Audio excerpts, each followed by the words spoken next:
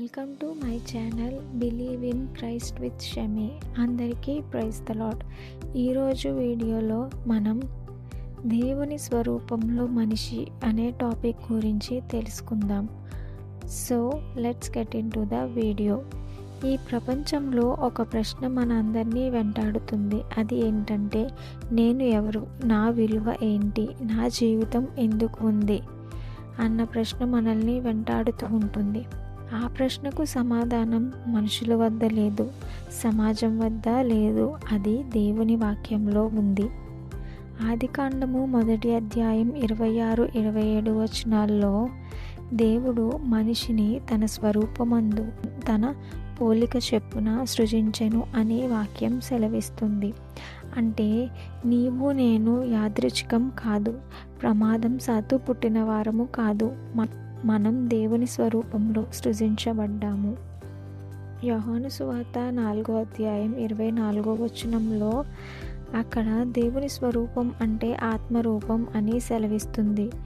అంటే మనం దేవుని స్వరూపంలో సృష్టించబడ్డాము అంటే అది కేవలం ఆయన రూపంలోనే కాదు, ఆయన ఆత్మ కూడా మనకు ఇవ్వబడింది. అంటే మన ఆలోచనలో, ప్రేమలో, నీతిలో, ప్రతి విషయంలో దేవుని ప్రతిబింబం ఉంది అని మనం తెలుసుకోవాలి.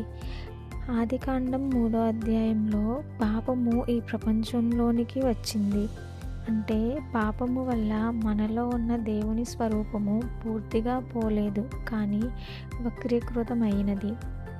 రోమీయులకు రాసిన పత్రిక 3 అధ్యాయం 23 వచనంలో పాపం వలన మనిషి దేవుని మహిమను కోల్పోయాడు అని దేవుని వాక్యం సెలవిస్తుంది.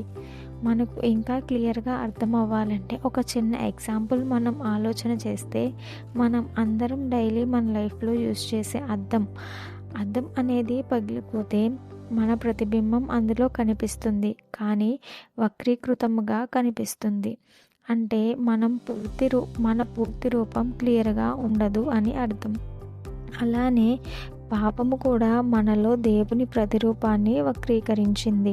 పాపము చేత వక్రీకృతమైన మన రూపమును మరలా పునరుద్ధరణ చేసేందుకు సంపూర్ణ దేవుని స్వరూపంలో యేసుక్రీస్తు ఈ లోకంలోనికి వచ్చారు. హెబ్రీయులకు రాసిన పత్రిక 1 అధ్యాయం 3 వచనంలో దేవుని యొక్క రూపము, స్వభావము యేసుక్రీస్తులో ఉన్నాయి అని దేవుని వాక్యం సెలవిస్తుంది. ఆయన ఈ లోకానికి వచ్చాడు, నీ పాపము నా పాపము భరించాడు, సిలువపై మరణించాడు, మరలా తిరిగి లేచాడు.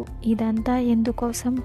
పాప క్షమాపణ కోసం మాత్రమే కాదు, మన స్వరూపం పునరుద్ధరణ కోసం.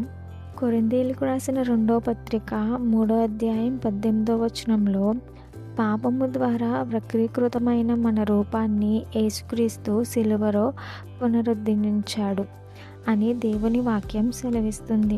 మన విలువ అనేది మన వైఫల్యంలో లేదు, మన గతంలోనూ లేదు. మన విలువ మన సృష్టిలో ఉంది. మనం దేవుని స్వరూపంలో సృష్టించబడ్డాము. యోహాను రాసిన 1 పత్రిక 3 అధ్యాయం 2 వచనంలో దేవుడు ప్రత్యక్షమైనప్పుడు మనము ఆయనను పోలియుందుము అని దేవుని వాక్యము సెలవిస్తుంది.